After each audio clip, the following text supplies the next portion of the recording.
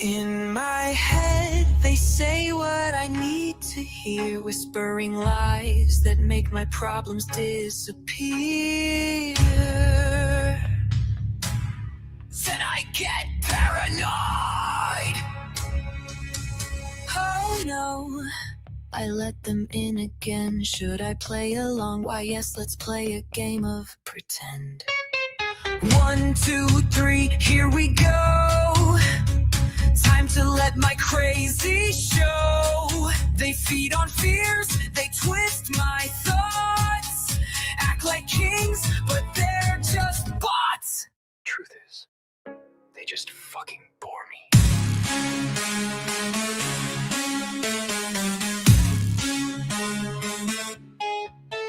Now it's my turn, I'll flip the game. Step inside, let's play insane. Let's get this psycho circus started. You're at my party, dearly departed. I can make this fun, do you wanna run? I'm pulling out the big one, just for fun. Pop the champagne and run, bitch, run!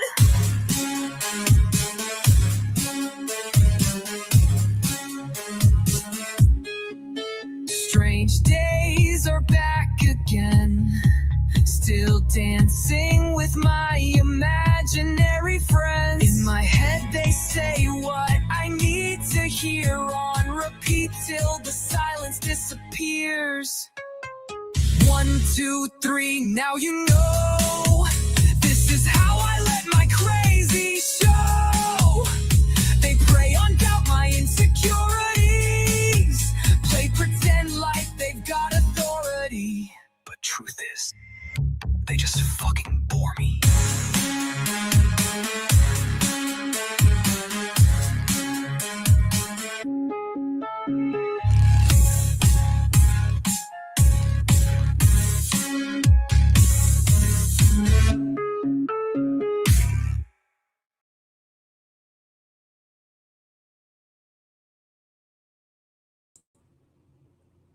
I'm trying to eat lunch. We ordered food and it came way too quick. I was hoping to be like deep in video before I had to eat.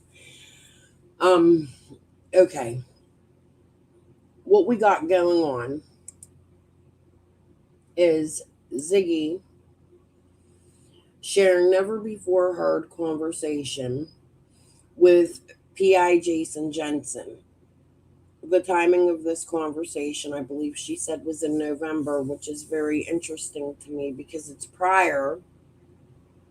He makes reference to some things I accused him of, and I'm going to show you that after we listen to Ziggy for a little bit. Hold on. These messages that I had with Jensen prior, you could ask today, why were you talking shit about me on Crystal's chat? I got a screenshot from Phoebe. Phoebe is such a shit starter, Kylie. I would just ignore her. She does that shit on purpose. She was in Nana for Life said it to you. Of course she did. Crazy, huh? Okay, anyways.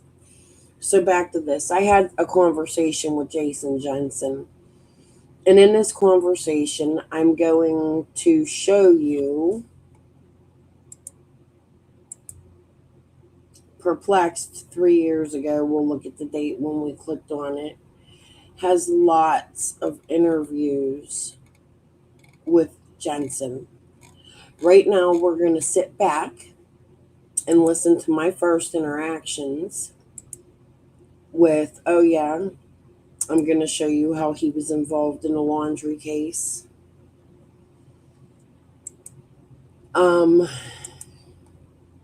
We are going to sit back. Let me go to my Canva. I've got too many tabs. I get confused. I'm going to eat my early dinner, lunch, whatever, breakfast. It's all of it today. And you guys are going to sit back and listen to this 15 minutes of a past live I had that I cut for you guys to listen to. K. Jensen, P.I., is with Moselle Martin and Don McCarty. This is concerning Kurt Cobain's death that he's investigating, but look who he's working with. That's all I got to show you. June 29th. Jason K. Jensen, PI, Moselle Martin, and Don McCarty. There's that. First text message I send to Jason Jensen. You should watch this live. What's your ties to Laura and possibly Tiffany Marie, if you don't mind me asking? They are speaking about you and crooked as fuck people. I was saying it to see what his reaction would be. I don't know whether they're crooked. I looked his phone number up and sent him a text message. I have no ties to them. The host just called me a couple hours ago. Spoke to her on the phone. No, Jensen and Laura used to date. Yeah. Okay, so you never dated Laura? Crazy. She didn't report that. Haha. I also had a phone call with Jensen. Hey, Patricia. How are you, honey?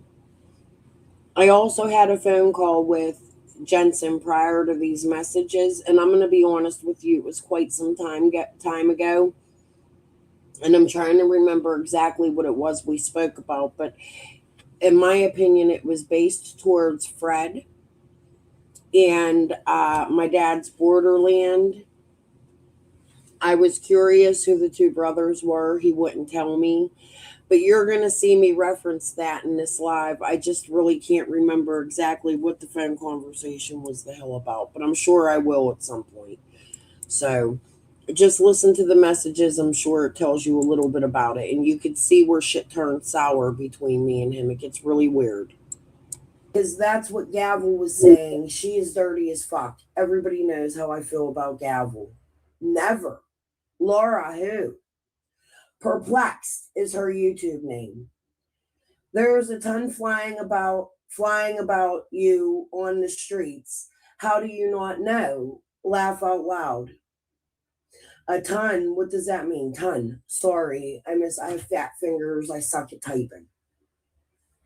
I suck at spelling in my fat fingers. Haha. Laugh. I suck at spelling in my fat fingers. Haha. There's a ton being said about your Facebook post. No worries. What post? About Summer's investigation. A tip about the brothers. Ziggy is the main one. She married Fred Hill. That's good. Who's Ziggy? A guy investigating Summer Will's shit and doesn't know who married the main suspect in the case. Bullshit. A neighbor and named suspect, he had no opinion, lie detector result after a drug test, after a drug arrest. Fred, Ziggy is a YouTube creator. Oh, okay. It's a really long ass story. Okay, probably not important then.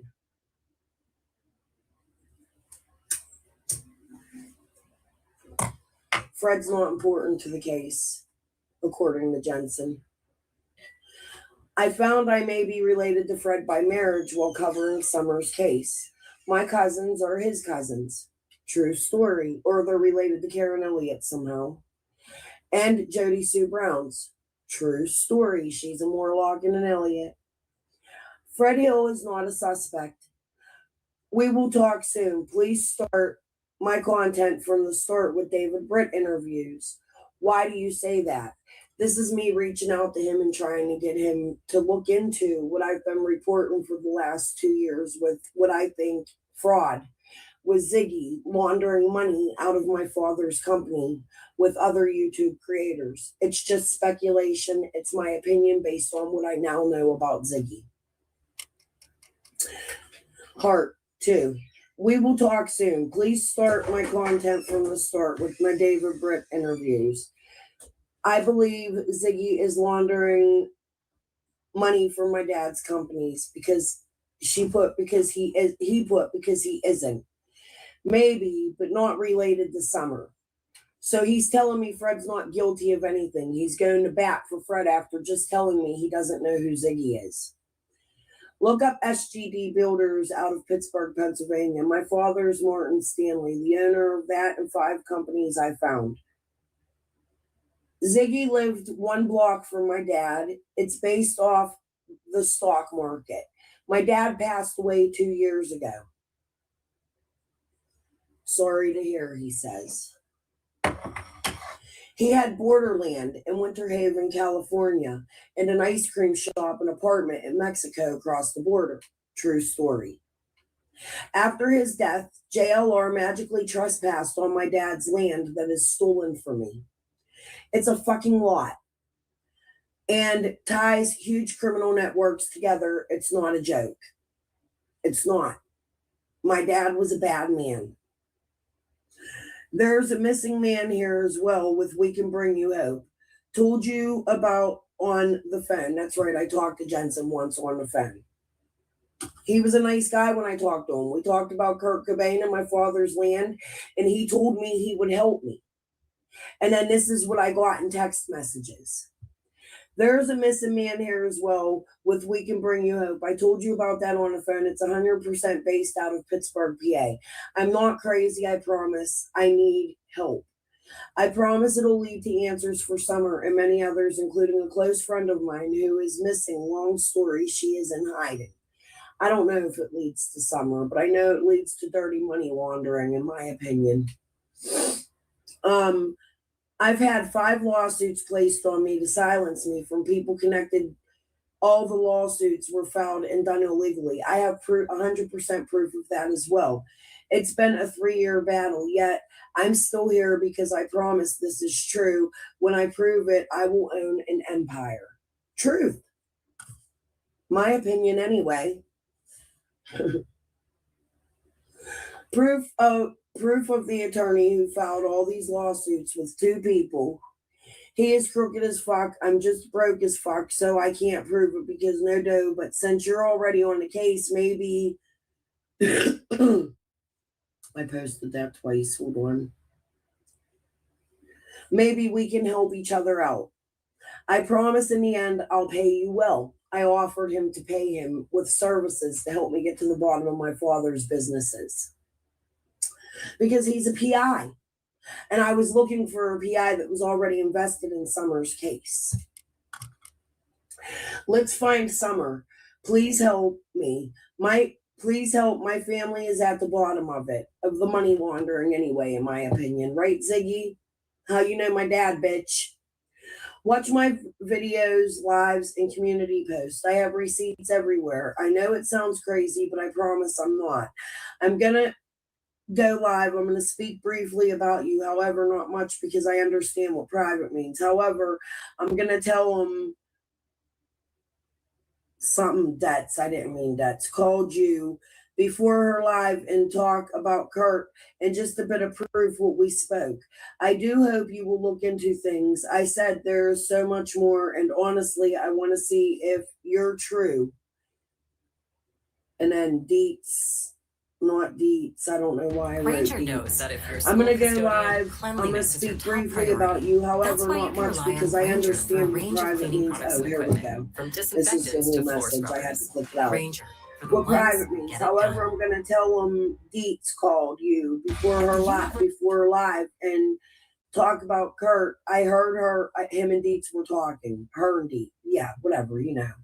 I do hope you will look into the things I said. There's so much more, and honestly, I want to see if you're true to helping Summer and possibly thousands of victims that include Layla Santinello, also missing from Summer's area, from the house Fred Hill's sister was employed at. From the hotel Fred Hill's sister was employed at. There is proof, her saying she found Layla's clothing in her parents' home. Deets, not debts. You should watch my live tonight. Promise it'll be extremely fruitful. So I need to go back to August 1st and watch my live. Can you share? He put, can you share a link with me? I'm live now, Crystal's Crime and Music. I don't know how to share links. So so then Thursday, August 21st, like a month later, I don't hear from him.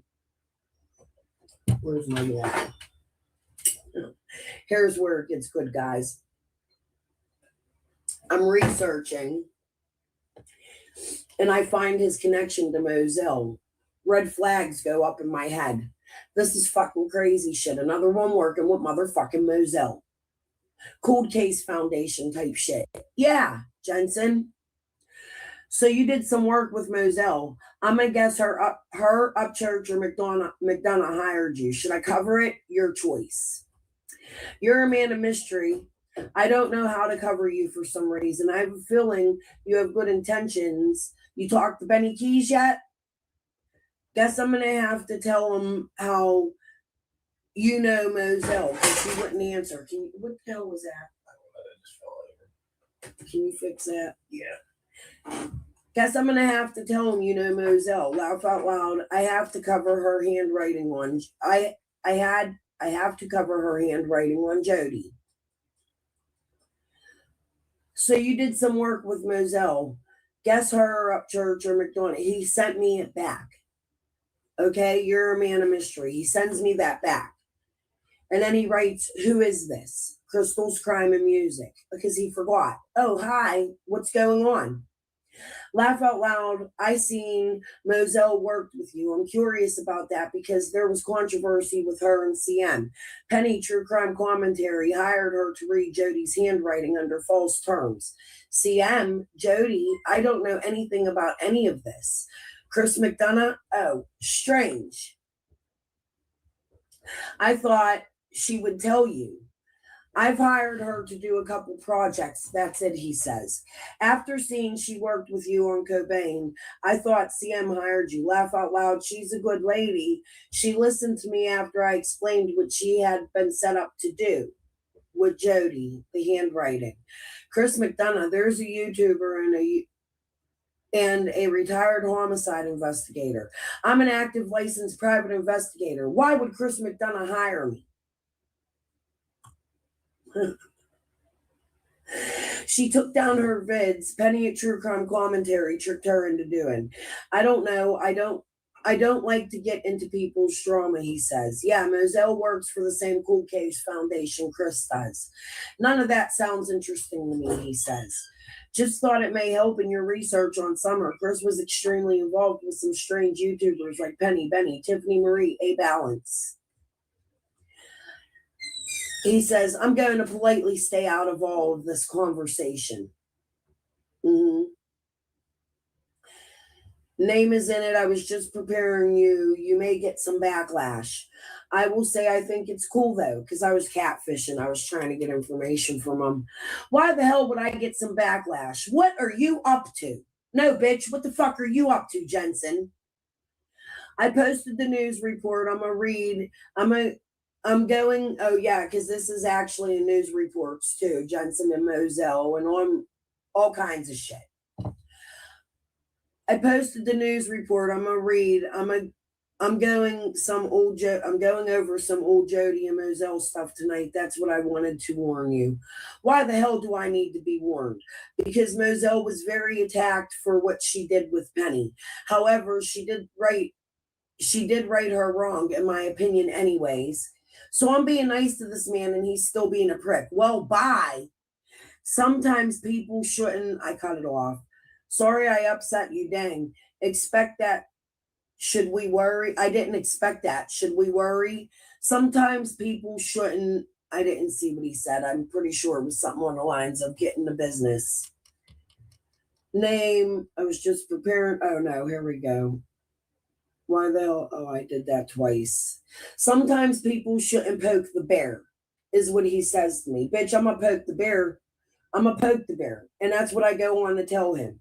Yeah, well, I was a creator long before you came. So I spelled that all wrong. Creator, it's actually you poked the bear. I was established already. I want to investigate to PI. I'll tell you why many PIs have played games in Summer's case. Not sure why you came along speaking about two brothers giving hints. PI's job is to stay out of the limelight.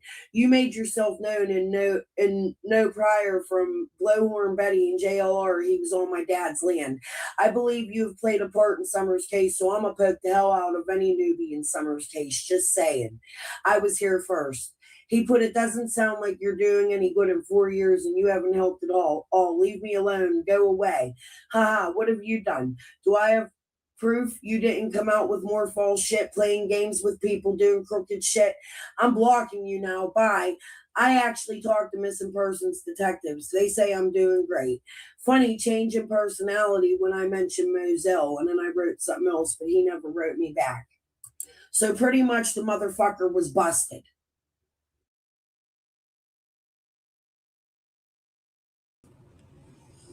So that's a live I had 6 or 7 months ago. Ziggy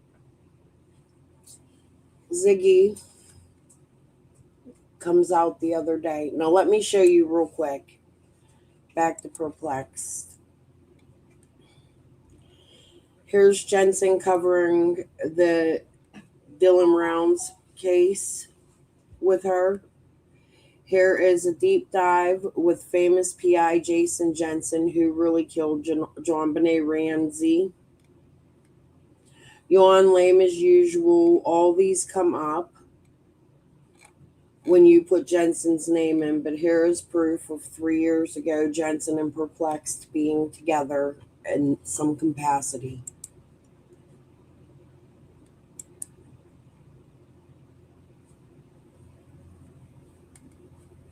Come on. Hey, Jason. Excited to have you on.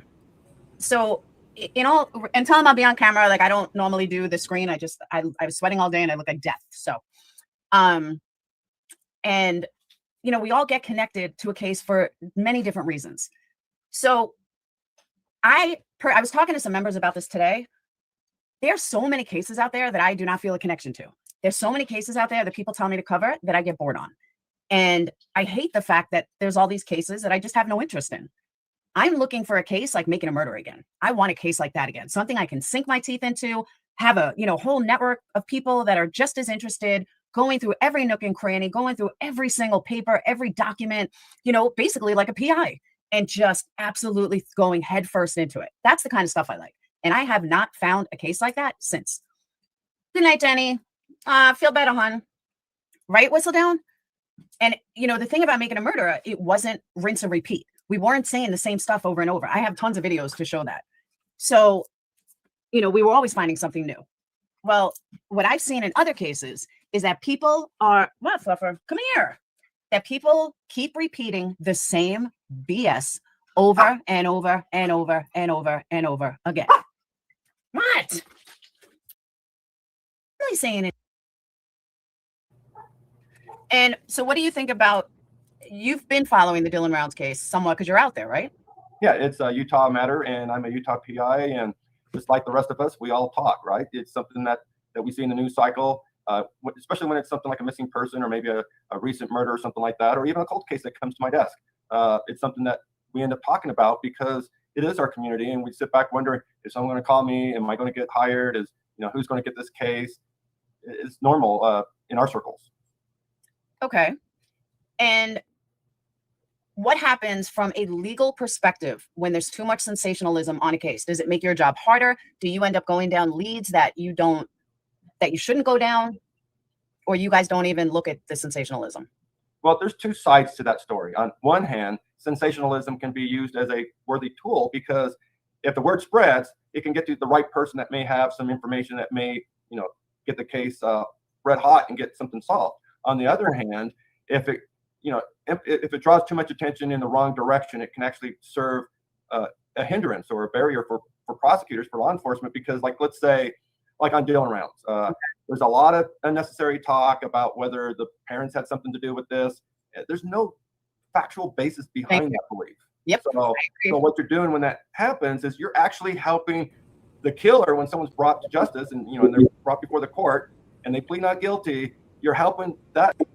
So this isn't about an opinion about what Jason Jensen has to say. What this is proof. I just showed you that he had a connection to Moselle, who had a connection to Jody Sue's handwriting. Penny helped to set that up with Jody Sue. She was sending Jody Sue's abuse papers, the PFA papers, into Moselle to analyze the handwriting. I could show you that video in a little bit, but we've gone over that a million times. But on top of that, you have Perplexed with rumors of dating this man, Jason Jensen, denying it, but you see he's on her panel and she's totally doting over him. I heard it was going on since the laundry case. This was October 18th, 2021. This is ABC4.com put this out. I'm not going to read the whole thing. It's private investigator can't rule out connection between Brian Laundrie and Moab double homicide. And at the end of this, a private investigator, Jason Jensen of Salt Lake City, is now taking a second look at the case. He spoke with ABC4 affiliate News Nation about the case and possibly connection between the double homicide and the Petito case. So there's your connection to Brian Laundrie right there. I'm not going to keep showing Perplexed. You can go look. I showed it. I showed you my text messages. Hold on, because we're going to jump right into Ziggy in a minute here. I showed you that. Now we're going to move on to Jason Jensen. I went to his page on Facebook and I typed in Summer Wells, and these are the things Jason Jensen has shared when it comes to Summer Wells' case. However, he took down the brother's post June 8th of 2025. Because of a sudden involvement in the Summer Wells case, I've decided to expedite my pursuit of a PI agency and PI license in Tennessee, a burglary turned abduction. So he's telling us he has a license in Tennessee, right? June 8th, 2025. Let me reread that. Because of the sudden involvement in Summer Wells' case, I've decided to expedite my pursuit of a PI agency and PI license in Tennessee, a burglary turned abduction. Now you can see he posted many things. June 7, 2025, Summer Wells literally just received a tip. So the day before, literally just received a tip from someone, an anonymous caller from Rogersville, Tennessee. He didn't trust his information with anybody else. Thank you, sir, for your trust in me and for the tip on Summer Wells. Stay tuned, y'all. Hashtag Summer Wells, hashtag missing person. Jason Jensen, PI. God bless you and your family for coming forward. When you read this, know you have our admiration. My peace be restored in Hawkins County soon. New lead in Summer Wells case, and that's about Van Hill. I want you to listen deeply what he says to Ziggy, because it's fake, in my opinion.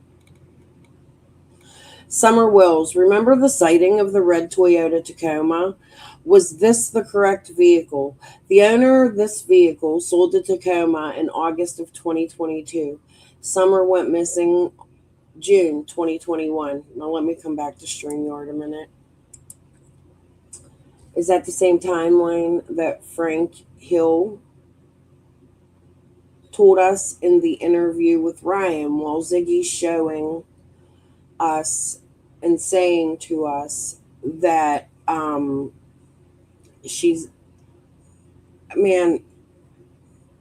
we're going to go over it. But here's the truck. Frank Hill mentioned a truck being sold, and we're going to go eventually at some point today. I don't have it pulled up. Is Jason a real TV PI? Jason is a well-known celebrity PI. He has investigated Kurt Cobain's shit, and he has been correct about some of the information that's going through court litigation. I don't think the man is uneducated. However, I think he's playing dumb on YouTube. As you can see, I asked him months prior to him talking to Ziggy to reach out to Ziggy and explain to my father's borderland. And you can see while he's talking to Ziggy, he's lying deeply. I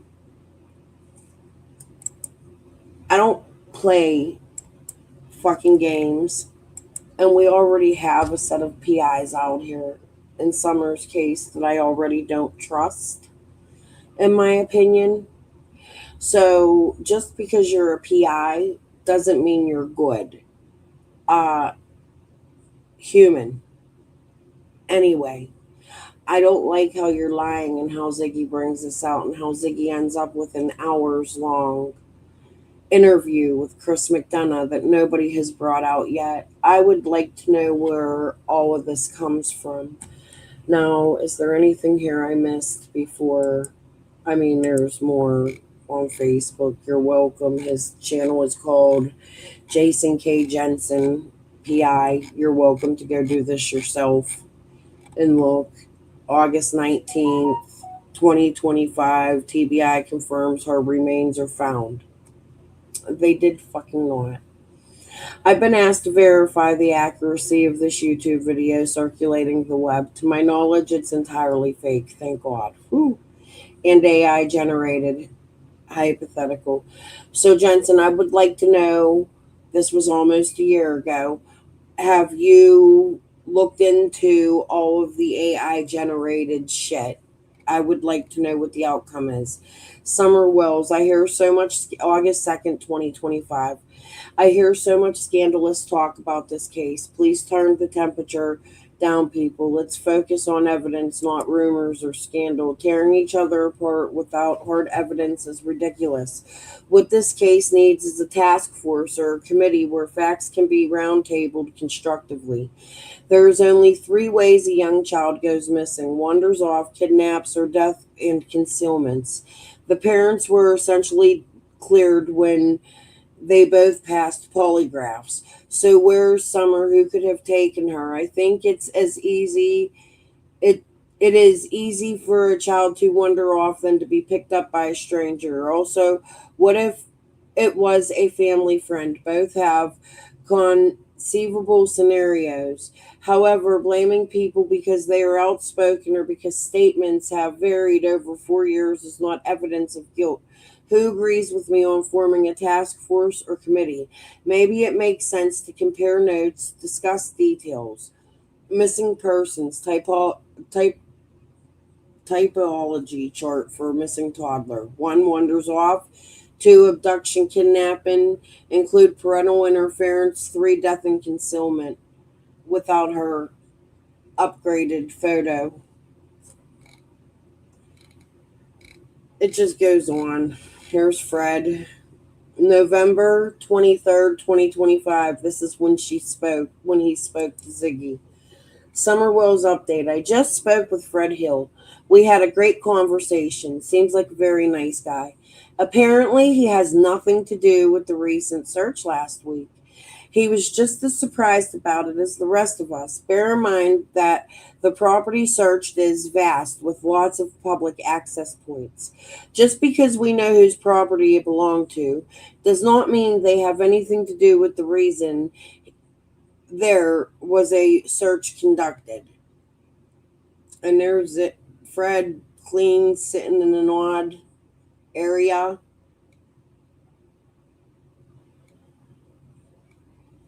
December 10th, 2025. Worth reposting if your child is missing. Get the FBI involved using the kidnapping scenario. You're right. Here. I'll share it, Jensen. Here's one with something taken down. A look at the Summer Wells missing person case with PI Jason Jensen. So he did a video in November of 2024. We're a whole year prior.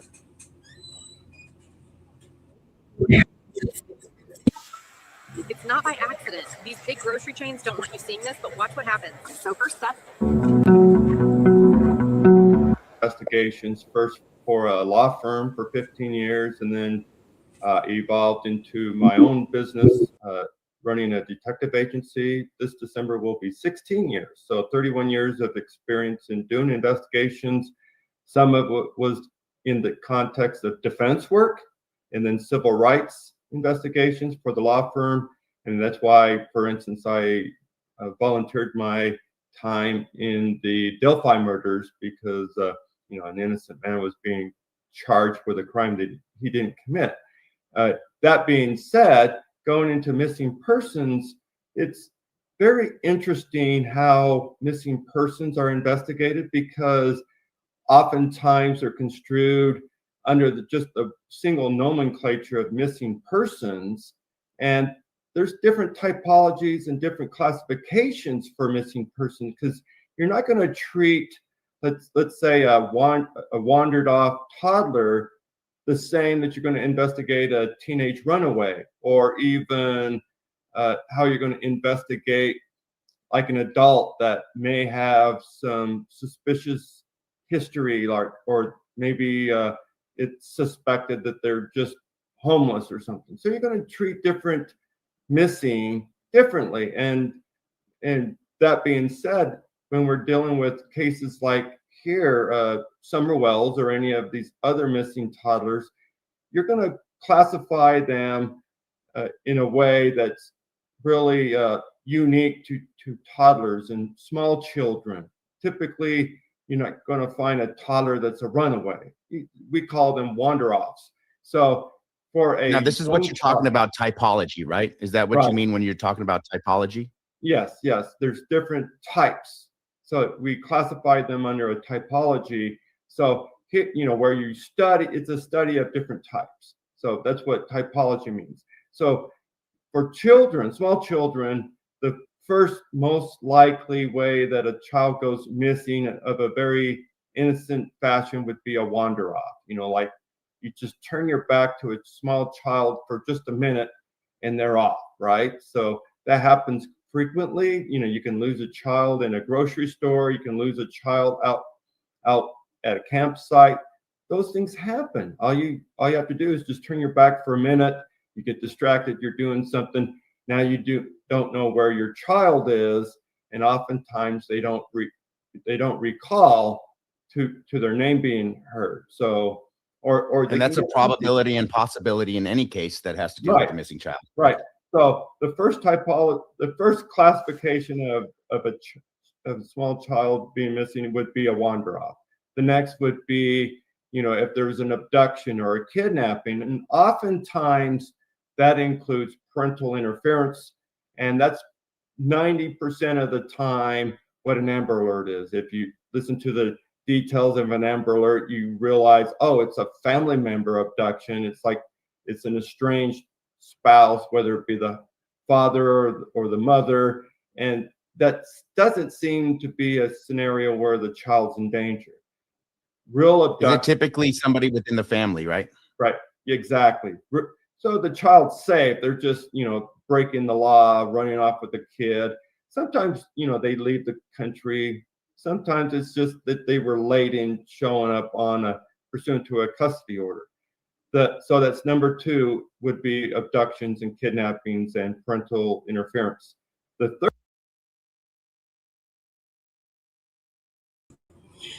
You gotta be fucking shitting me. I didn't see this prior to coming live, but this is Jensen a whole year prior to him calling in the tip to TBI, showing you he is investigating Summer's case. We're going to come back to this because I don't want to get too lost. But what we have, let's listen to Ziggy. We're going to put her on 1.5 because, wow.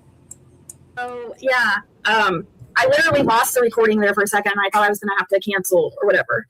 And then I thought, okay, where else do I have it? Like, I was literally playing it or listening to it to make sure, you know, there's only like about like 30 or 45 seconds that I have to like cut out because it brings up like private stuff about kids. So, well, it's stuff I just don't want to put on there. So, actually, this phone call, after listening to it back today, because I had never listened to it, I did get a hold of Jason, by the way, and ask for if he was okay with this, you know, just to make sure.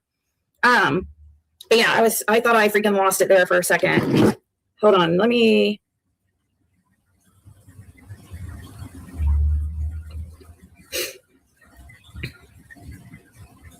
There that is. Okay. So I asked Jason if it was okay to play it, and he's okay with it. So most of it, though, is really like Fred and me speaking, honestly. I think he was just listening because that's what he does. He's a PI and he's supposed to get information. However, he is not allowed. It's really just like a conversation because he's not licensed in Tennessee, like he states in this call. But I thought it would be interesting to listen back what we were talking about. And I just showed you, he said he was expediting his license and agency in Tennessee on Facebook. And then she has it, November 2025, Fan Hill search with P.I. Jensen after Summerwell's November 2025 search. So I just proved to you that I spoke to Jensen number 1 first. And that he was on here. Where'd you go?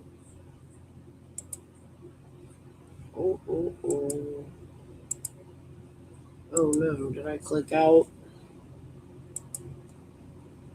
Hold on, guys. I think I clicked out.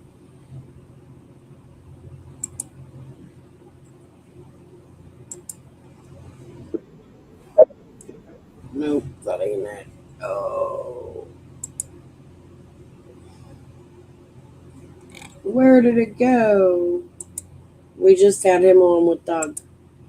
That was November of 2024 when we had him on with Doug. Hold on.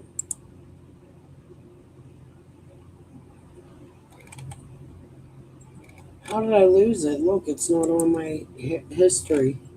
Y'all just literally watched it with me. I can... Ziggy, Gavel, Jody. Oh, here it is. This is on Rumble. That's why. On Rumble, in November of 2024, here's Jason Jensen. Third one, the one that usually concerns us the most and becomes a growing concern the longer we go off, without a recovery of a child, and that is a death and a concealment. And it seems like most of the time, the public, most of the time, web sleuths concern themselves that, oh, wow, there's some foul play. Right. A lot of people, as web sleuths, and while you're frozen, I'll just jump in for a second. Jump in straight to, hey, the parents did it. These people are guilty, and then they get struck down on.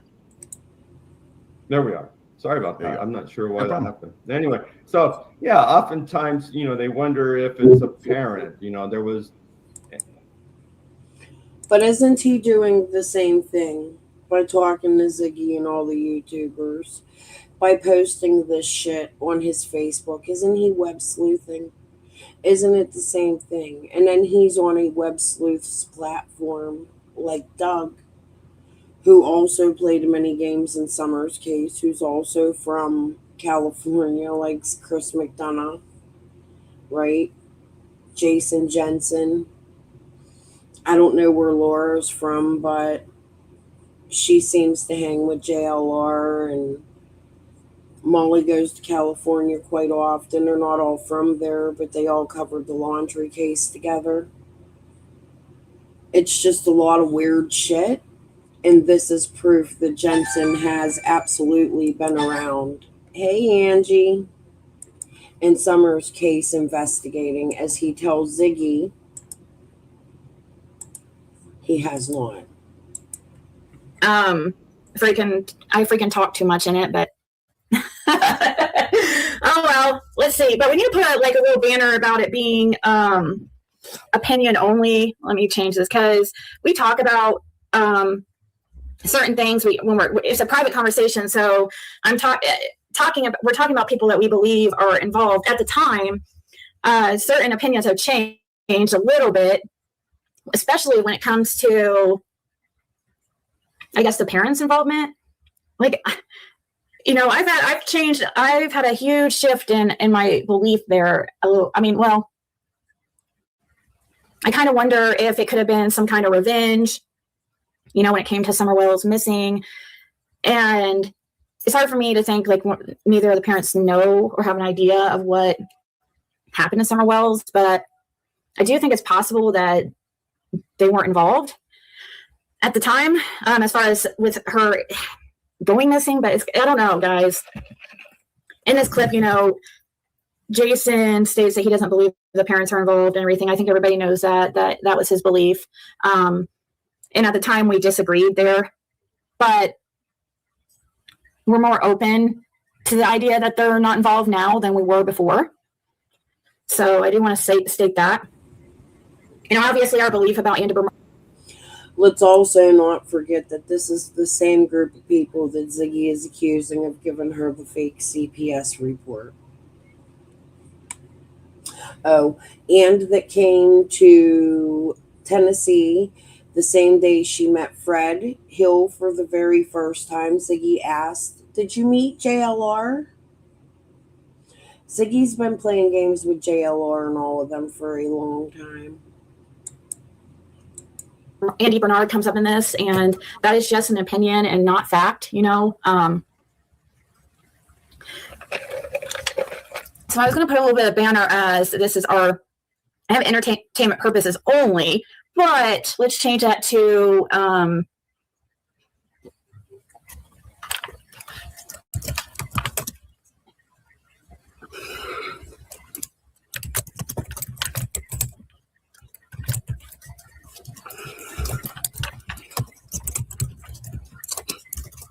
and also there is other people's names that come up that have already came up before.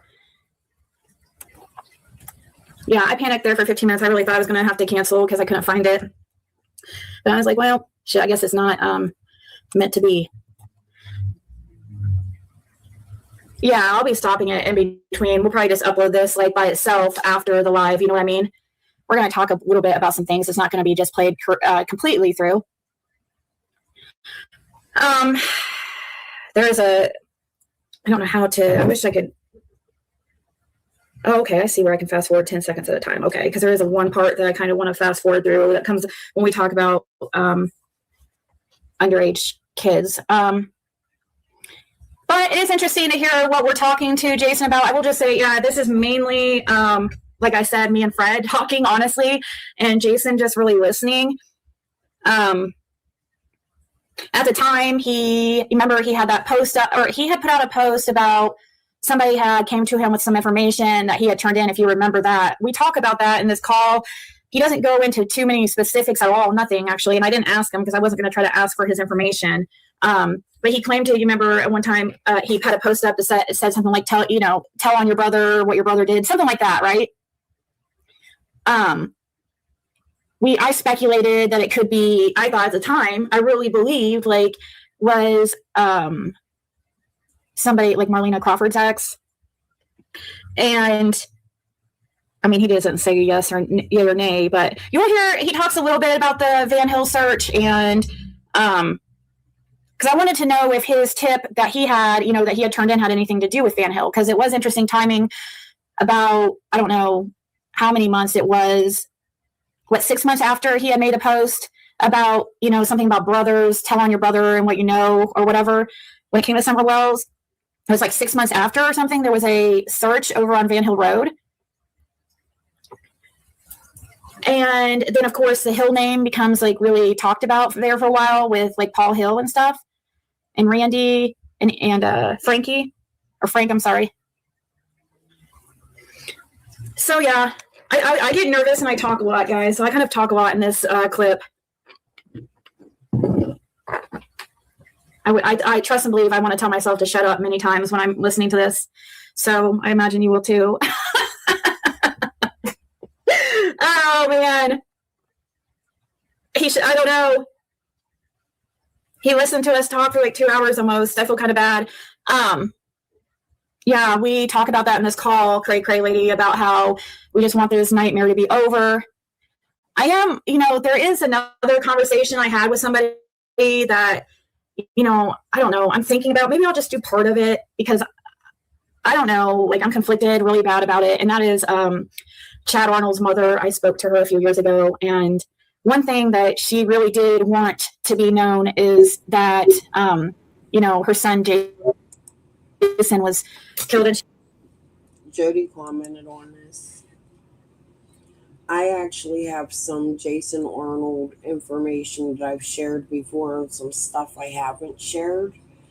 And I plan on eventually getting to the unaliving of Jason Arnold. I think that's something we should talk about, since Jody even insinuates that Fred may be the perpetrator in one of her latest lives. Fred's involvement after Jason passed away is really suspicious to me. The amount of time he spent following the cops, fighting with the cops.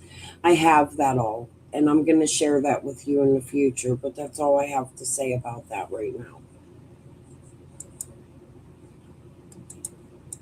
She really wanted help. She wanted more exposure and people going over that case, and I have talked about that before on here. But yeah, I'm conflicted on that because I don't know that it would be beneficial, and she's an older lady and stuff. And I just don't want to bring any problems to her. So, but like really, there's nothing really specific about Chad in it. It's just more so we talk about Jason's passing, and she talks about the corruption surrounding his death and stuff. Fred spoke about that before and how suspicious Jason's passing was and all that. Anyways, I don't know, maybe too, I'll talk to Chris McDonough, see about maybe possibly releasing our call with Chris here at a soon later date. But I want to make sure it's okay, like, first. And I want to listen back to it too and see it was a very long conversation with Chris McDonough, very long. And isn't it funny she mentions that while she's talking about Jensen, even though they'll deny that? I don't know. Almost 4 hours. But that's been some months now, so it might be okay to release. I don't know. So anyways, I guess this is almost a 2-hour call, but it's mostly me and Fred blabbing. Seriously, I'm just going to warn you. It really is. It's mostly me and Fred blabbing. Me, mostly. But you can hear Fred talking privately to, we thought at the time, we didn't know that Jason couldn't practice in Tennessee cases, And so I was really excited to talk to him at the time because I know that he's worked some high profile cases, and I was really nervous speaking to him, and I was really excited because I thought, wow, this could be a really great opportunity for Summer Wells, right? Unfortunately, he is not licensed in Tennessee, and I didn't know that until this call. But it was still interesting talking to him, and yeah, I thought we would play it. Brandon Hare. Is this guy still in law enforcement? I didn't see that video that I think it was D True Crime put out. Do you guys really think that would be related, though? He said he was on his website.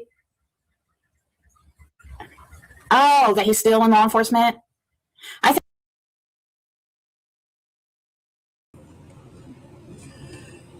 Sometimes I agree with these, sometimes I don't. I'm going to go off track just for a freaking moment here because I want you guys, real quickly while we're covering all of this.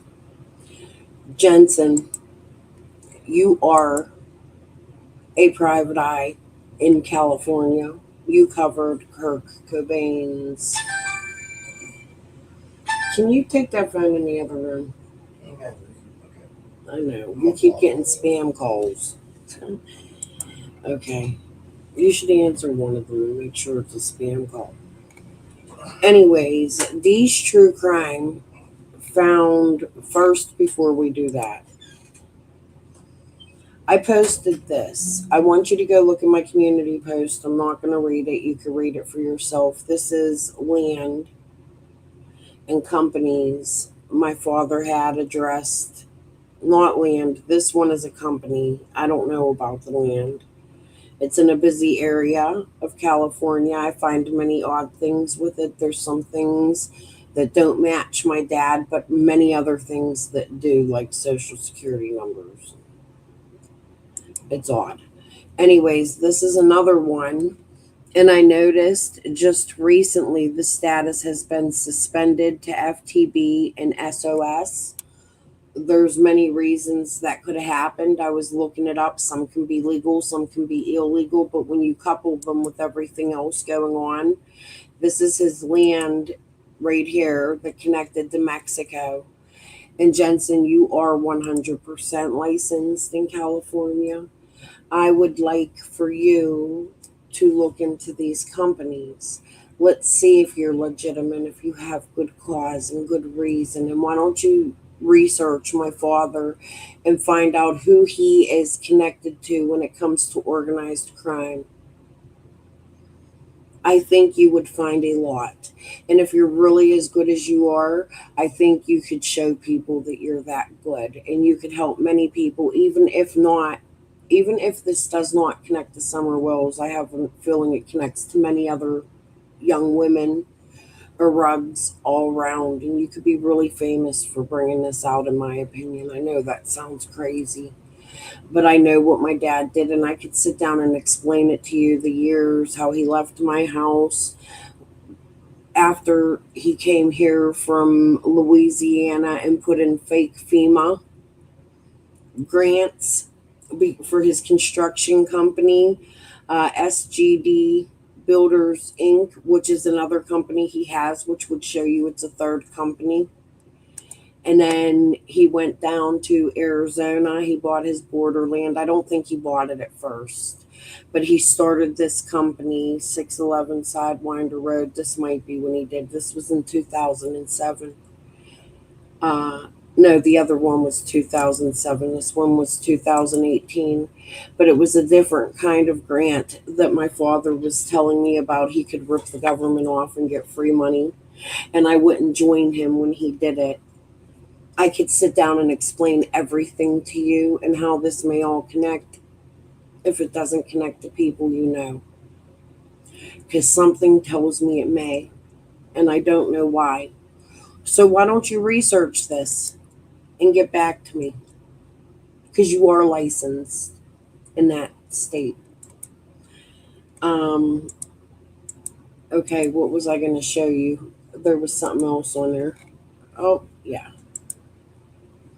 I want to show you something these true crime showed me.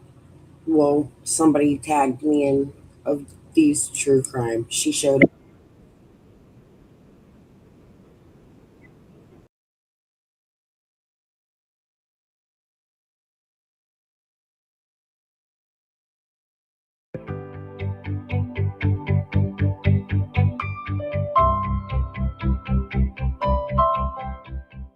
Hi, my name is Dee, and you're watching Dee True Crime Commentary. Thank you for being here today, and we're going to talk about facts in the Summer Wells case. This house is connected to 162 Fields Road. George Wesley Bernard sold or traded or put in trust a parcel of property that had been in his family for over 100 years, along with his wife, Polly Bernard. So they are definitely connected to this address in Fort Lauderdale, Florida. And connected to that address in Fort Lauderdale, Florida are two men, Sidney Ponson and Barry Praver. Praver is Ponson's agent. He signed him with baseball teams in the early 2000s. Praver is a baseball agent. He signs teams to players. And Ponson is an ex-professional pitcher. Orioles released troubled Ponson. Baltimore. Sidney Ponson was released yesterday by the Baltimore Orioles, who contend the pitcher's conduct and problems with alcohol the past 9 months give them grounds to terminate his contract. Ponson, on the 15-day disabled list with thumb and calf injuries, has 1 season left on a 3-year deal that would pay him $10 million in 2006. One of the baseball agents, Mr. Martinez, was arrested for human trafficking, and he is currently in prison. Praver works under Mark Anthony, and their company, Magnus, has current lawsuits against them from a baseball player in Canada. They signed him, and evidently they withheld money from him, a lot of money, up to $55 million. They were caught red-handed smuggling Cuban baseball players into the United States. And in my opinion, if they'll smuggle them in, they'll smuggle them out, if you catch my drift. Now, Andy's mom or dad, or mom and dad, or Andy, has to know one of these two men, Barry Praver or Sidney Ponson, because they signed papers with them on September 27th, 2021, when that deal was turned over to the trust company, that land. And that's not speculation on my part. That's a fact from the Hawkins County land records. It's a fact that they know them somehow. Now, I don't know if these two men have anything to do with Summer. I don't know that it's a fact that they know them. There's many ways that could have gone with real estate. Here's something I know. In my opinion, things based on things I've seen as I researched.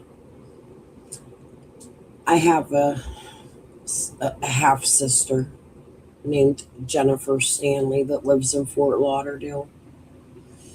I have a mother named Patricia Preto. She remarried a man after my father.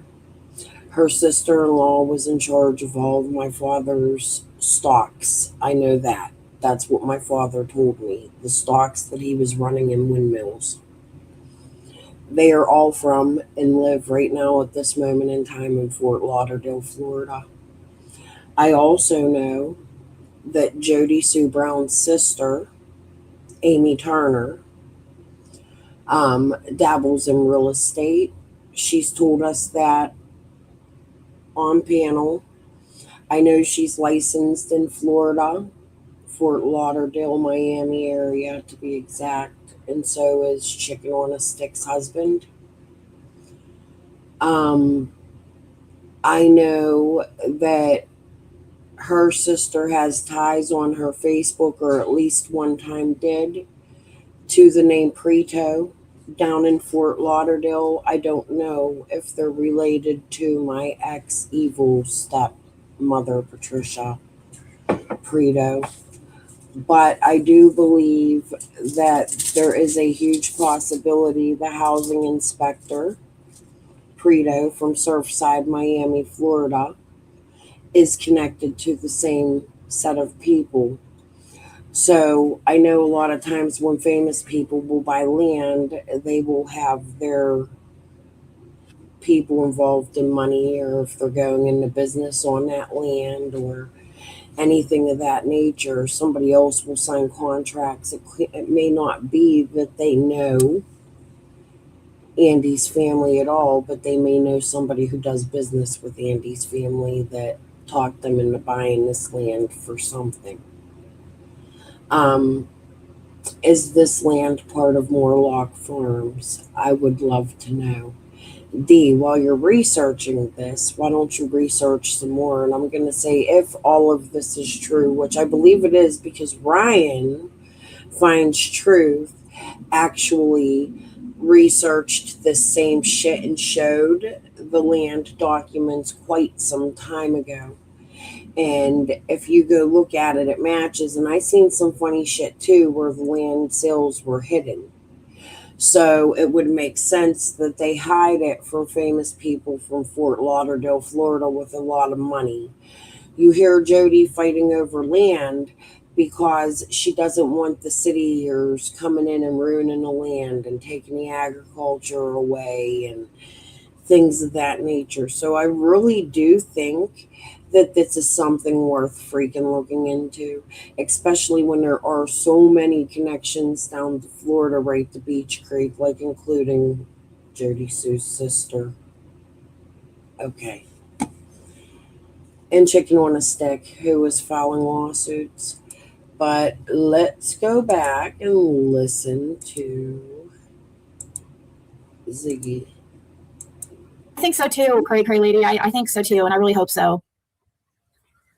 And I'm really also, I don't know, there's like personal talk about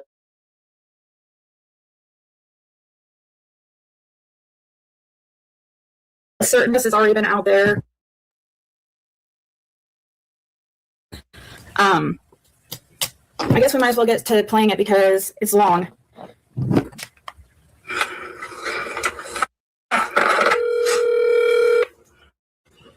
Can I help you? Hi, Jason. It's Fred and Adrian here. I go by Adrian. My real name's Adrian. I go by Ziggy online. You go by what? I go by Ziggy online.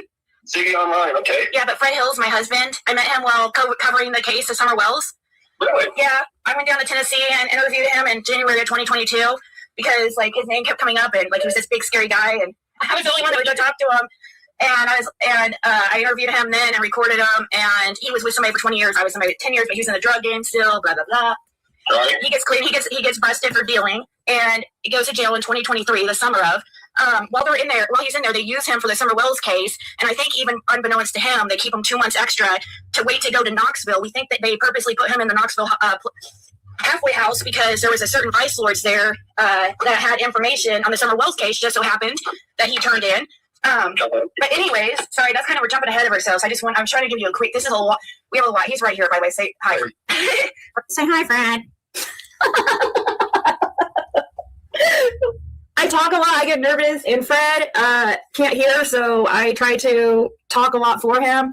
And you guys got to remember, I know you guys hate that. People hate that. We're on a private phone call, and I have heard, we've talked about Summer Wells so freaking much that I think most of the time, like I'm starting to realize that obviously my memory is not as good as it's worse than I thought and stuff. And I do repeat things wrong a lot, and it causes issues because people associate things I say as what Fred's saying. In this phone call, one of the things that comes up in this phone call that I find interesting because we recently discussed it was how Ginny from Gavel Geeks likes to say that, oh, Fred couldn't have saw a pool. Well, this pool situation comes up in this phone call.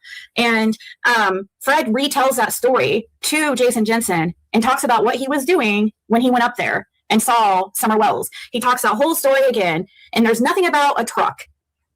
He says he was getting gas, seeing if he could borrow a gallon of gas to get to town from Don. Nothing about a truck was mentioned. But anyways, it's just interesting, I think, that you guys should hear this because even though it's a lot of me and Fred speaking, you hear him telling the stories over again.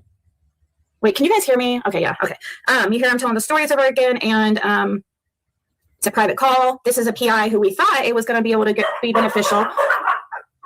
As far as for Summer Wells, we didn't know he wasn't able to work on the case. Anyways, hopefully the dog will stop barking. So Paul Hill's Fred's uncle. Yeah, by the way, this is right after the, I think this is the end of last year, right after that whole search. Frankie Hill is Fred's cousin. I thought his name was Frankie. I didn't, we were under the impression he went by Frankie. Fred's father's brother. And obviously their sons, Randy and Paul, I don't know. Or Randy and Frankie. But people are all of a sudden assuming that Fred. Notice how Ziggy said I didn't mention the truck, and when I went over Jason's Facebook posts, he was posting so much about that truck and when the truck was sold. We're going to listen to Ziggy for a few minutes, and then I'm going to jump over to Ryan Finds Truth, where we're going to listen to Frankie Hill for a moment till he talks about that red truck. Had something to do with this tip, or that he knew something or whatever, when we were actually completely completely thrown off by it, really. Now they are family too to Andy Bernard and Fred's sister Karen, which we highly suspect. Andy Bernard is definitely has knowledge of what happened. Opinion only, guys. That is not fact. It's our opinion.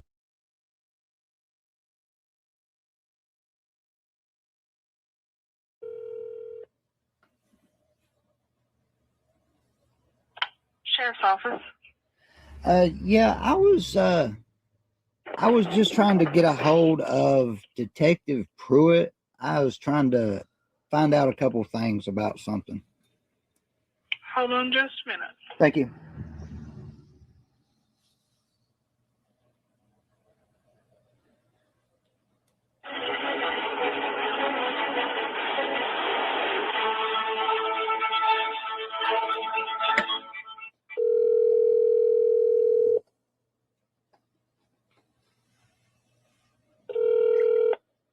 Detective Pruitt.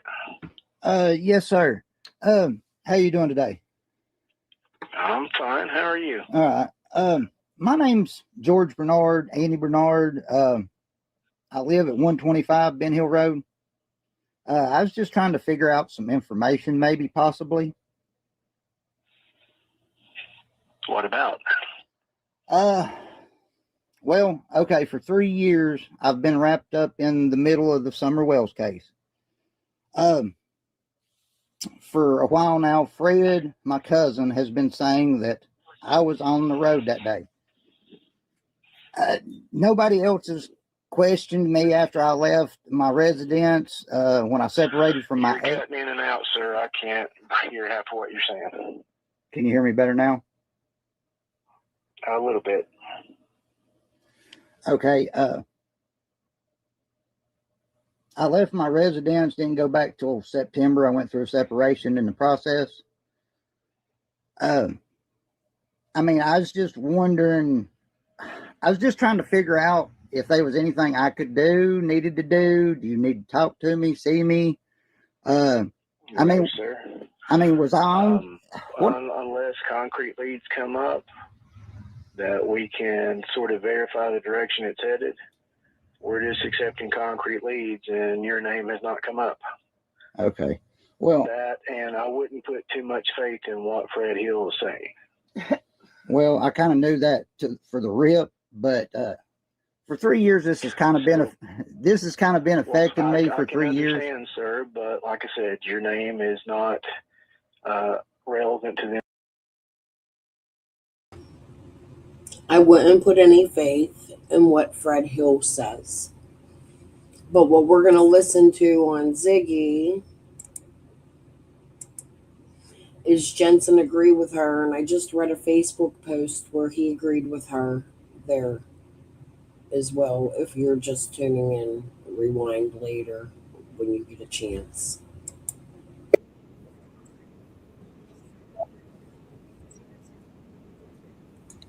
Yeah, this is only opinion. Fred saw him on the road. I don't know if you have any questions, like specifically. I don't know. Have you heard any? Because we didn't know that we were trying to get a hold of you. I had no idea. I'm not hard to find. We texted you, and it showed. Yeah, it showed red, and I thought you were and we thought you were ignoring us, like it didn't want to talk to us. No, I had no idea. To the same number, and I said, "Hey, my name is Adrian Amos. Here, I'll screenshot it." Yeah, what number did you? Is it 801? Yeah, it's the same number. It's over the ones we just did. I mean, Really? yeah. And I'll send it to you. It was right after all this stuff happened when you first started. And the first message I have from your number is, "Can you please help us clear up what's going on?" yeah, I just sent you a screenshot of what I did send you in June of this year. Yeah, we wanted to clear up about what we wanted him to help clear up was he had claimed it was his tip that had, something to do with this search, and people at the time were trying to say, "Oh, Fred turned in a tip on Paul, on his own family, or Fred turned in something on Paul or something." Now, if he had something that was important to the case, he obviously is going to, but it just was not the truth. Can I respond? No. My name is Adrian Amos. I used to be. Well, I am still Ziggy. I don't know why I put used to. Sorry. Go ahead. To the very good. I sent you a message on Facebook. If you could read when you get time, we might be able to help. We want answers and why help. Wish I would have known this in June. Yeah. And we were told, and Cher, the one that was supposed to set up a polygraph for Fred and everything, who set us up, that she claimed that she was in contact with you and would relay the message and stuff. And, people kept acting like you just didn't want to talk to us. So Cher's telling Ziggy, "Oh my goodness, I put my phone on Do Not Disturb." I don't know what the hell. Watch, it's... Hello? Hello, thank you, Miss Lori. I'll be your licensed agent today. Are you looking for health insurance coverage for yourself or for family? I can't talk right now. I don't know who you are, and I keep getting many phone calls about the same thing. It's spam. Every 2 seconds, I'm live on YouTube right now. Can you please call me at a later time? Sure. Enjoy you. Bye. I swear I put my phone on Do Not Disturb. I keep getting these spam calls. It's ridiculous. Hold on. Maybe I gotta do airplane mode here. I don't know how to work my phone. It's new and I already cracked it.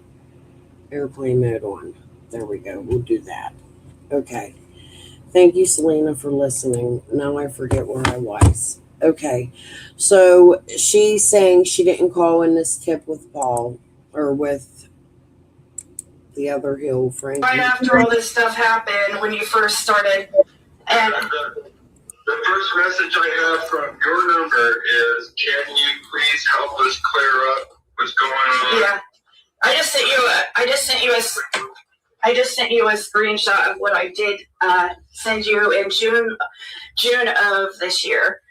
Yeah, we wanted to clear up about what we wanted him to help clear up was he had claimed it was his tip that had, Cher. She's going to go on to say Cher was in contact with him when they were talking about the polygraph. So was Jason Jensen trying to help set up these polygraphs? Because wasn't it through a PI agency that Cher was going to have these done? How did she get in connection? I'm really curious now, because Ziggy's going to go on to tell us that Cher was telling him back in June that they had a connection together. Something to do with this search, and people at the time were trying to say, Fred turned in a tip on Paul, on his own family, or Fred turned in something on Paul or something. Now, if he had something that was important to the case, he obviously is going to, but it just was not the truth. Can I respond? No. My name is Adrian Amos. I used to be. Well, I am still Ziggy. I don't know why I put used to. Sorry. Go ahead. To the very good, I sent you a message on Facebook. If you could read when you get time, we might be able to help. We want answers and want help. Wish I would have known this in June. Yeah. And we were told, and Cher, the one that was supposed to set up a polygraph for Fred and everything, who set us up, that she claimed that she was in contact with you and would relay the message and stuff. And, people kept acting like you just didn't want to talk to us. So. No, I had no idea. And then we see the Hill name come up, and then it's like, did he not want to talk to us because he thought like Fred might deter or throw something off? Fred recorded for law enforcement for he was used the day of 15th, 16th, and 17th. And he saw Andy on the road. Did you want to tell him, I don't know, what information is relevant to you, though. So, right. Which, bear in mind, I'm not licensed in Tennessee, so I'm not investigating anything in Tennessee. I got a tip in June, and I forwarded it to TBI. That's what I did, and I talked about it. And next thing you know, people are turning to me and sending me their tips, and I just forward. Bullshit. Now, we just seen him make a post. He was going to expedite his agency and license in Tennessee, making Summer Wells community think that that's what he was doing and that he was investigating and taking tips in Summer Wells' case.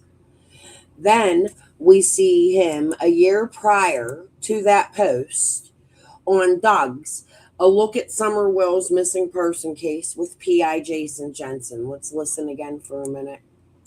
And frequently they concern themselves with rumors of abuse. Well, that's not the primary way a child finds themselves deceased. It's not usually abuse. It's usually through neglect. Children can fall and get injured. Children can be left unattended. Children can be, locked in sleeping inside of a hot car. Things like that happen, and it doesn't mean that the parent abused the child intentionally with malice, trying to kill that child. It can just happen by what they would term as an accident. Well, it's neglect or recklessness, and so that is all the different ways that a child can go missing. And until you can hone in on one, you have to keep your mind open and assume all are in play, because you don't have enough evidence to focus in on one. And, which brings basically we need to go back to step one, day one kind of things. At this point in an investigation, 3 years later, 1,240 days later, we need to kind of step back into the beginning of the case again. Who was with who? Right. All that stuff.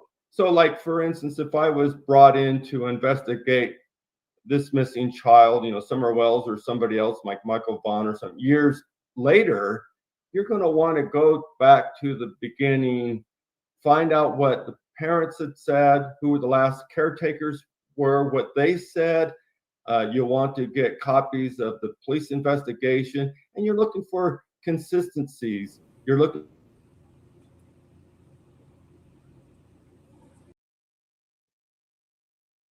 He'll be back. But we're looking for consistencies. You're looking back at did she pass polygraph tests? Did Dawn pass polygraph tests? There's also different things where Candace went back. But there we are. So polygraphs come later on in an investigation, typically when law enforcement have no direction and they're trying to eliminate the parents as a suspect. Here, like in Summer Wells, where there were polygraphs administered, that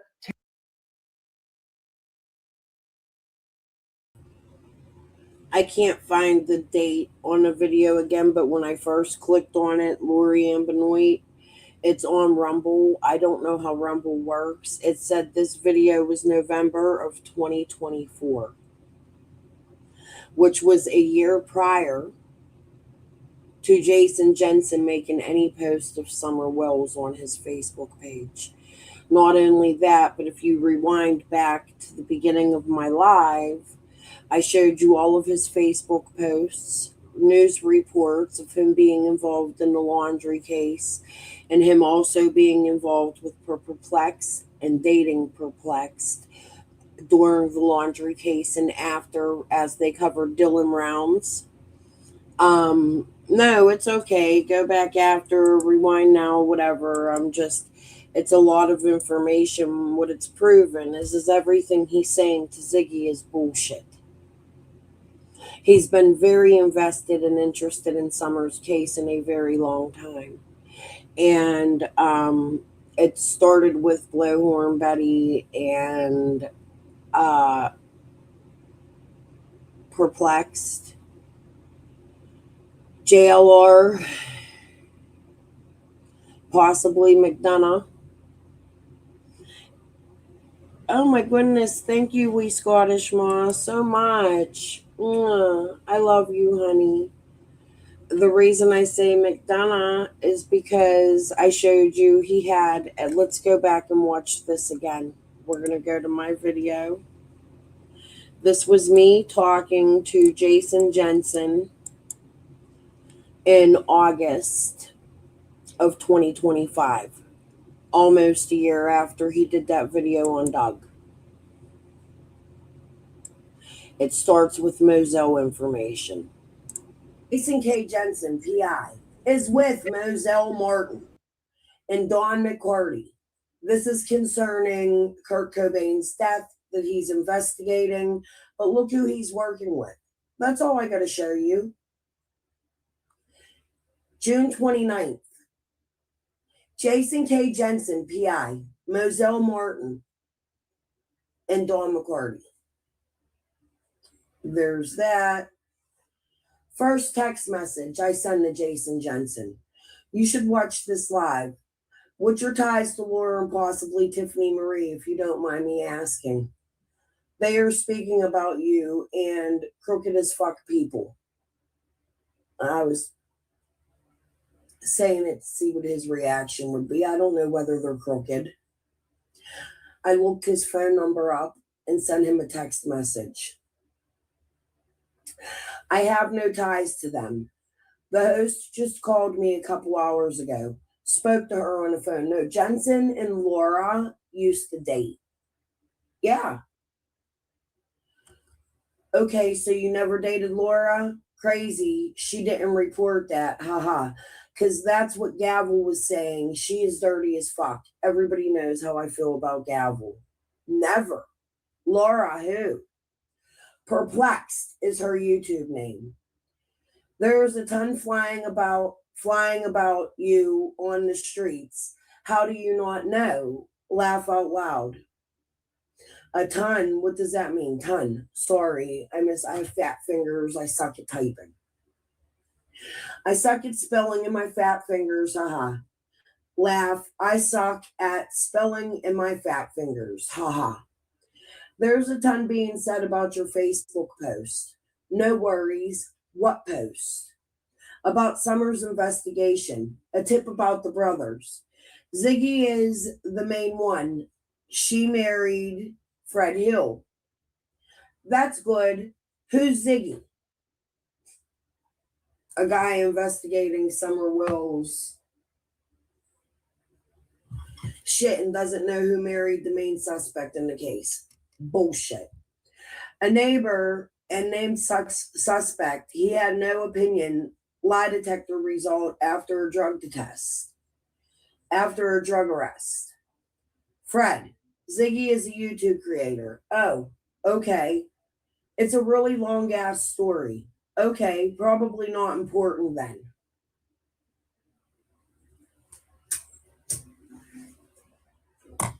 Fred's not important to the case, according to Jensen. I found I may be related to Fred by marriage while covering Summer's case. My cousins are his cousins. True story. Or they're related to Karen Elliott somehow. And Jody Sue Brown's. True story. She's a Morlock and an Elliot. Fred Hill is not a suspect. We will talk soon. Please start my content from the start with David Britt interviews. Why do you say that? This is me reaching out to him and trying to get him to look into what I've been reporting for the last 2 years with what I think fraud with Ziggy laundering money out of my father's company with other YouTube creators. It's just speculation. It's my opinion based on what I now know about Ziggy. Part 2. We will talk soon. Please start my content from the start with my David Britt interviews. I believe Ziggy is laundering money from my dad's companies because he isn't. Maybe, but not related to Summer. So he's telling me Fred's not guilty of anything. He's going to bat for Fred after just telling me he doesn't know who Ziggy is. Look up SGD Builders out of Pittsburgh, Pennsylvania. My father is Martin Stanley, the owner of that and 5 companies I found. Ziggy lived 1 block from my dad. It's based off the stock market. My dad passed away 2 years ago. Sorry to hear, he says. He had borderland in Winter Haven, California, and an ice cream shop and apartment in Mexico across the border. True story. After his death, JLR magically trespassed on my dad's land that is stolen from me. It's a fucking lot. And ties huge criminal networks together. It's not a joke. It's not. My dad was a bad man. There's a missing man here as well with We Can Bring You Hope. Told you about on the phone. That's right, I talked to Jensen once on the phone. He was a nice guy when I talked to him. We talked about Kurt Cobain and my father's land, and he told me he would help me. And then this is what I got in text messages. There's a missing man here as well with We Can Bring You Hope. I told you about that on the phone. It's 100% based out of Pittsburgh, PA. I'm not crazy, I promise. I need help. I promise it'll lead to answers for Summer and many others, including a close friend of mine who is missing. Long story, she is in hiding. I don't know if it leads to Summer, but I know it leads to dirty money laundering, in my opinion. I've had 5 lawsuits placed on me to silence me from people. Let me see if I can share. I'm going to have to put my big face up a minute. Hold on.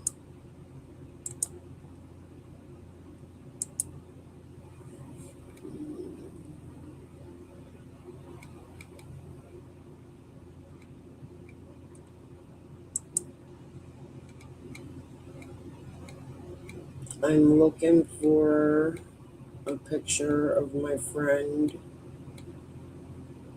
who is missing. Somebody I grew up with. Her name is Lisa Kvecht-Elder. Hold on.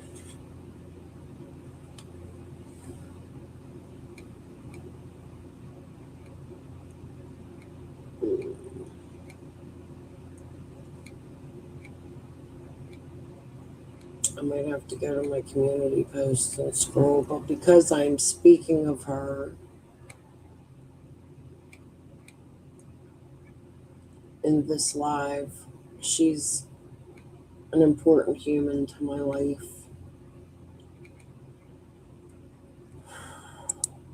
Hold on.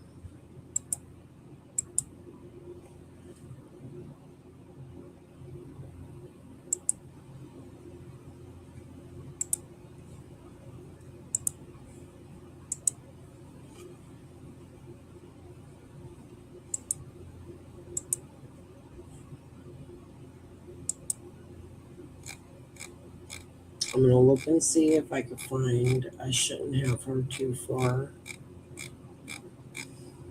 on my community posts. I've been sharing her for quite some time now.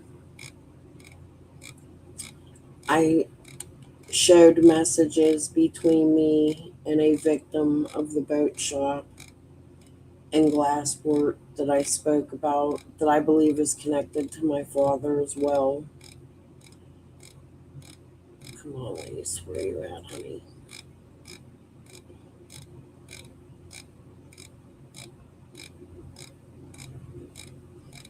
If you go back, and we should be getting close, there's Chester. I believe his death is related as he was on a trip to many places people frequent.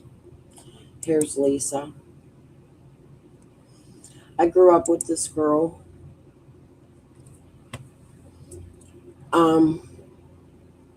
She was a fighter in life, never anybody to back down or become addicted, and she ended up addicted after being a victim of the boat shop. When we were kids,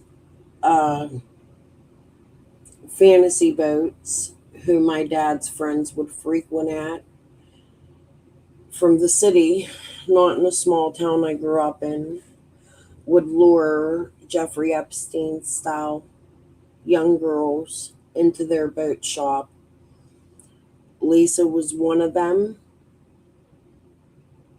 I believe Vicky Dykes, one of Summer's neighbors, to be somebody who worked with that boat shop, along with this girl Gretchen. I've spoken about it many times, and I'm not going to keep doxing people. You could go back the last 6 months or so, the last 2 years or so, really, into my content and see how this all came about for me.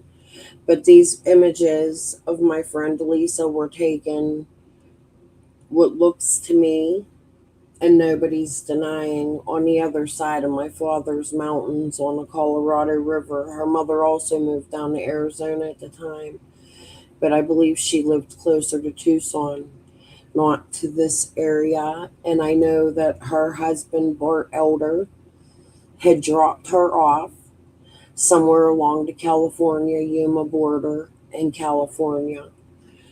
That looks to be where they're visiting, which is why my mind goes here. This girl is extremely important to me in life. We grew up together, and she may have gotten herself in some trouble because she became addicted to something. And she was also pimped out by these people. I have showed messages, actually. Let me go to my Canva before I share. I need to make sure I take a name out.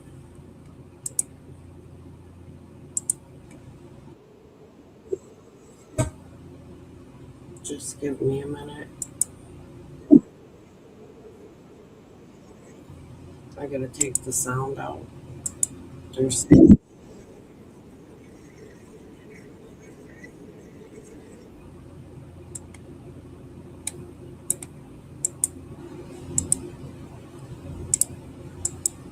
just bear with me 1 second here. I'm going to make this really big and make sure that my friend's name is not doxed. What this is going to show you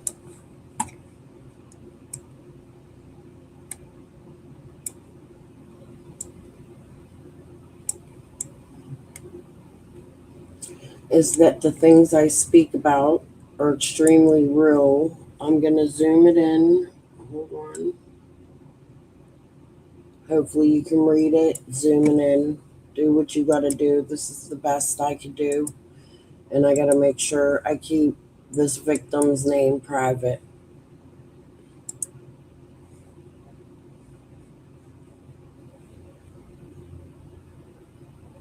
Let me see. Can I get some music in here? Give me a minute. I had to take the music that was in it out. So it ain't boring.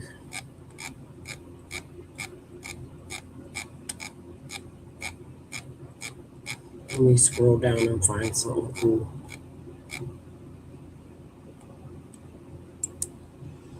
I'll add music and I'll add another one when we get to the end.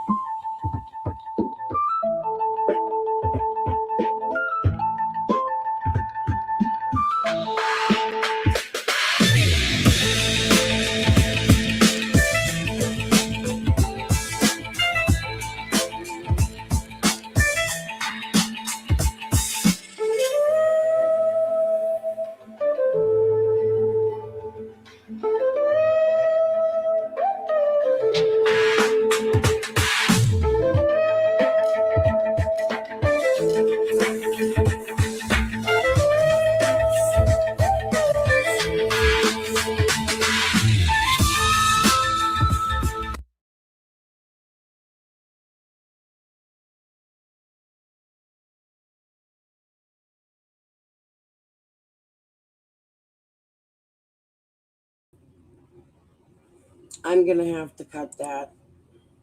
Hold on, guys. Oh, I didn't cut it enough.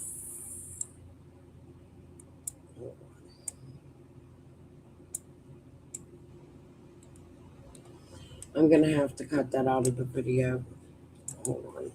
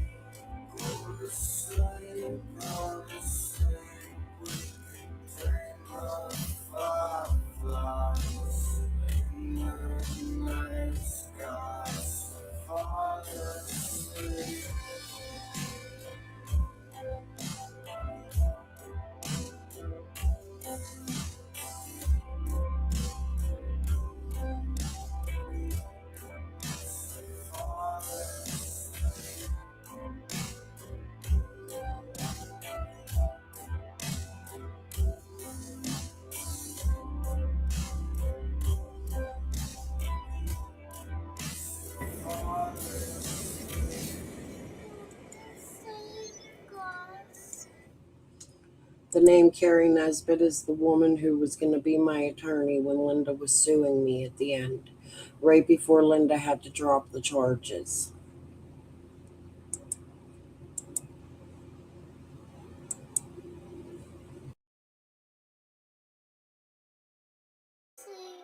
You could be my nightlight.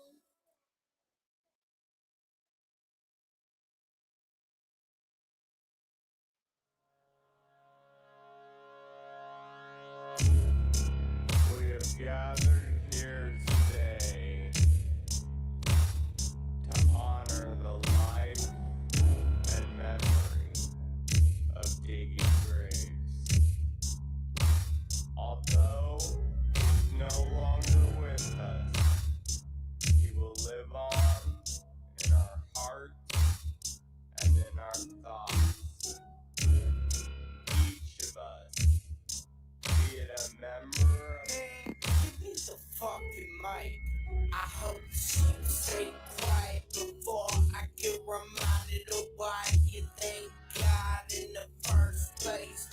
Don't beat my violence, you know I miss silence. Eating lamb to a beacon on my birthday. I'm on my Ray-Ban, talking from the sun right now. Couple ray guns up to the club right now. On the ops gon' feel that's up right now. I'm not talking about the bass to the blood right down. I'm cold, cold, yeah I know. Lost my soul a couple years ago. When I died, I come alive. Crash my goddamn funeral if I won't. In this grave, it's where I dance, it's where I stay. That's home, home. Either way, it's where I dance, it's where I lay. Everybody clap your hands, it's on top of my grave. Tell the band to play my favorite song and ease the pain. Champagne showers for the flowers drowning out in vain. And on to sing along, we're dancing out in the rain. Everybody clap your hands, shake that ass.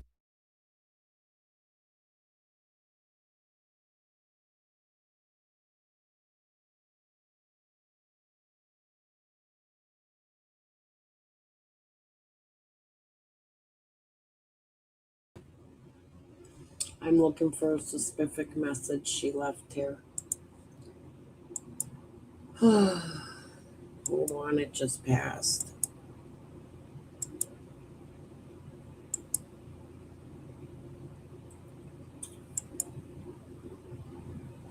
See the name's Gretchy, Gretchen, Gretchy Boo, you fucking bitch.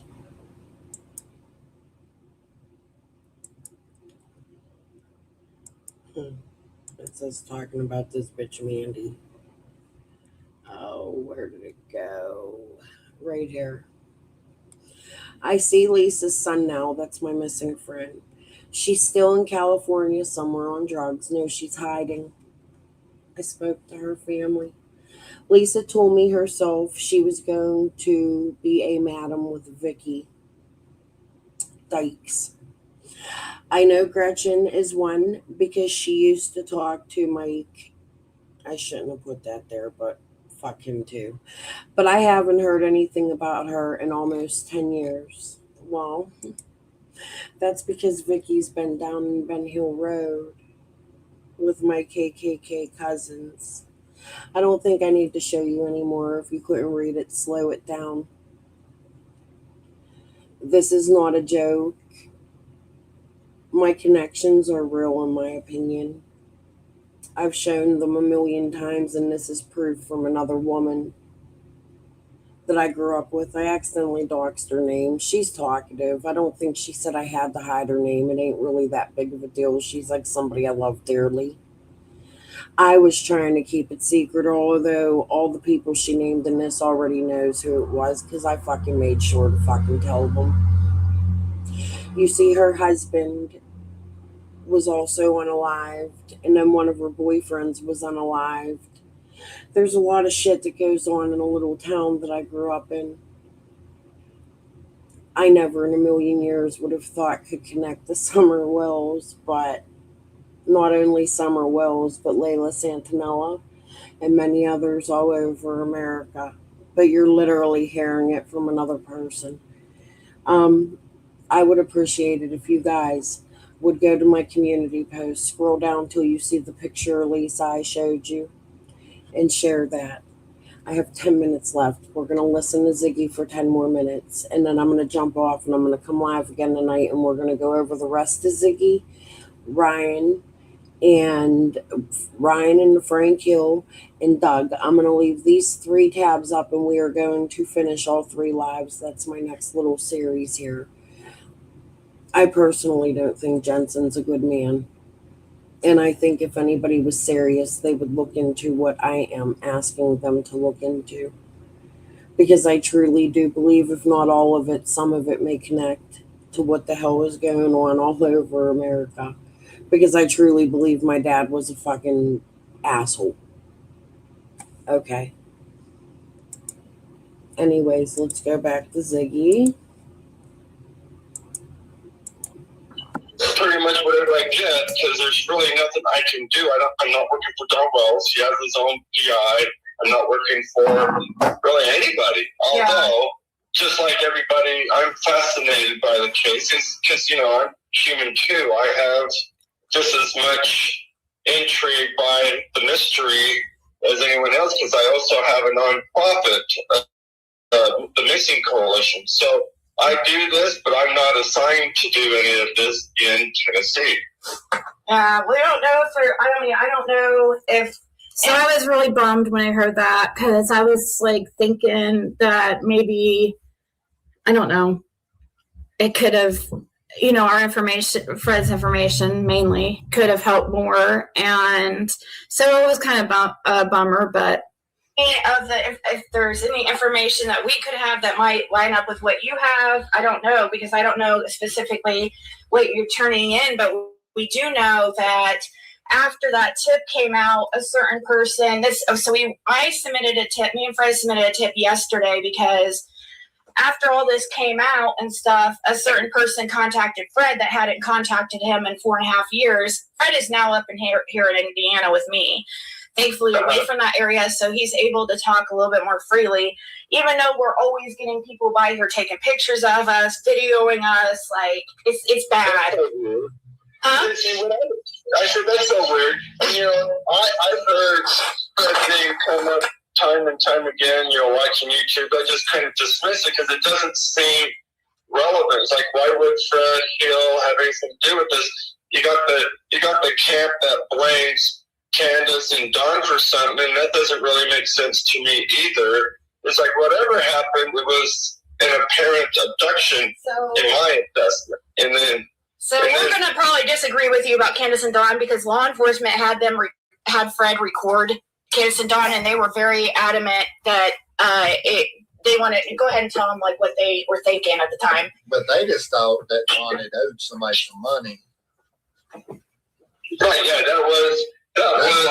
that's the main thing they wanted me to hit on Don with was who he had owed the money to and stuff mostly. Right. Yeah. Because basically what that's insinuating is not necessarily that they sold. There could have been revenge. Now, there could have been revenge. So now Fred's line of questioning to him from the police was somebody owed Dawn money.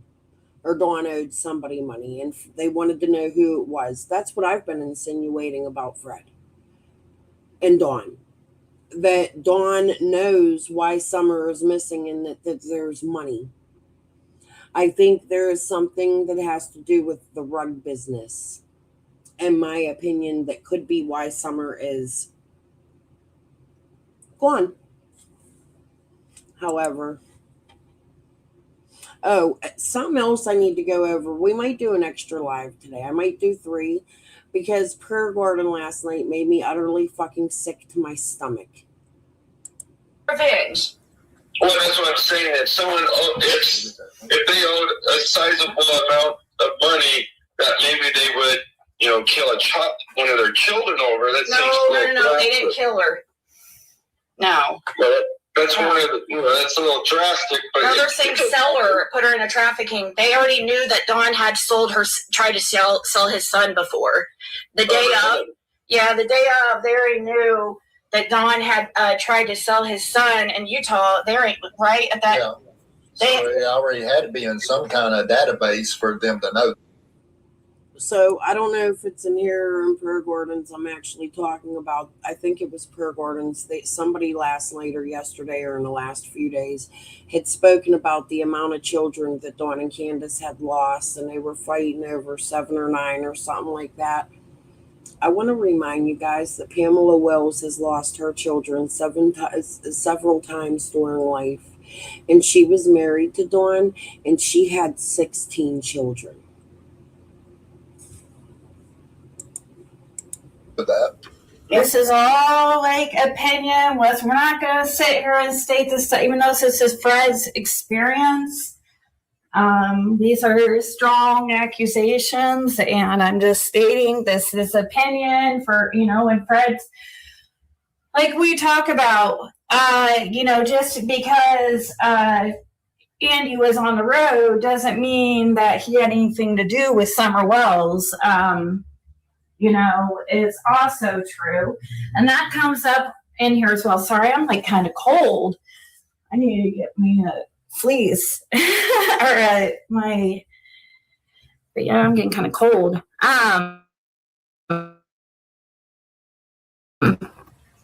So yeah, just know this is a conversation, and just also, I don't know, I've kind of changed my opinion, especially about the parents. I'm a lot more flexible there. I do believe whatever activities the parents had going on, definitely like it trickled down, like, you know what I mean? There probably was some like illegal activities going on that probably, in my opinion, connected to Fred's family. Ziggy, I'll finish that statement for you before I end this stream. We'll leave it right here. It's 4 o'clock. It is actually 5 o'clock, 4:59. I'm going to come back probably about 8 o'clock. The husband's off tonight. I definitely want to finish, or at least dig deeper into this live we're watching now, which we only got into 28 minutes of it, and it's 3 hours and 34 minutes long. I'm going to leave. Oh, I also have a 10-hour video of Jody Sue up that I didn't even get to, where Jody Sue is responding to Ziggy's madness, but I'm going to take that down. Hopefully Jody won't remove it and we will be able to listen to it. But Jody has a habit of removing things if she knows people wants to go over them. Okay, so we'll just take her down. I'm going to take this off. I'm setting my next live up for you guys now before I say goodbye. So I can just put this tab down when I am done. Hold on, we're leaving Doug up. I'm going to take Andy's phone call down if you want to listen to Andy's phone call in reference to Jensen saying he believes everything Fred says now.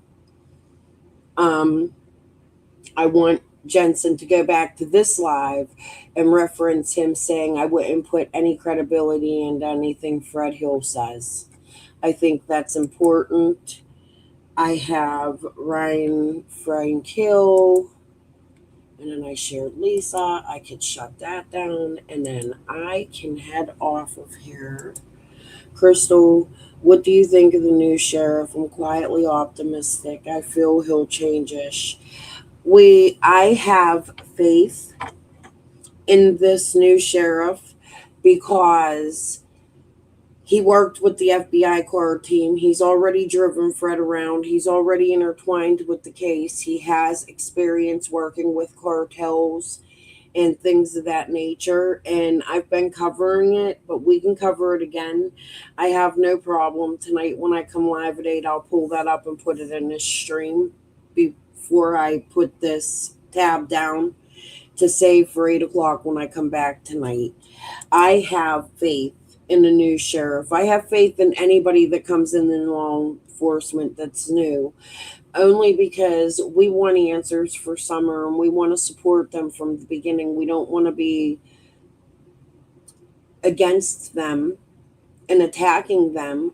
We want to be an asset to them and we want to help them. And we've recently heard the TBI state that they're looking for the public's help and that they've gotten lots of tips from the public. I've shared Josh Milton several times in the last week or so, and him saying that, and the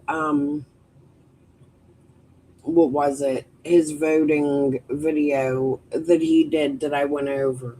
I think he's going to be good. Let's just keep our fingers crossed and be optimistic, and if he's not, hey, then he gets the Lawson treatment, right? I mean, I'm just saying, he can't be worse than Lawson. Lawson literally held his son's essay a secret from the whole world. That, in my opinion, is horrible. All right, guys. Pez amore, peace and love. I'll be back at 8. Bye. You guys have a good afternoon dinner. Go enjoy dinner.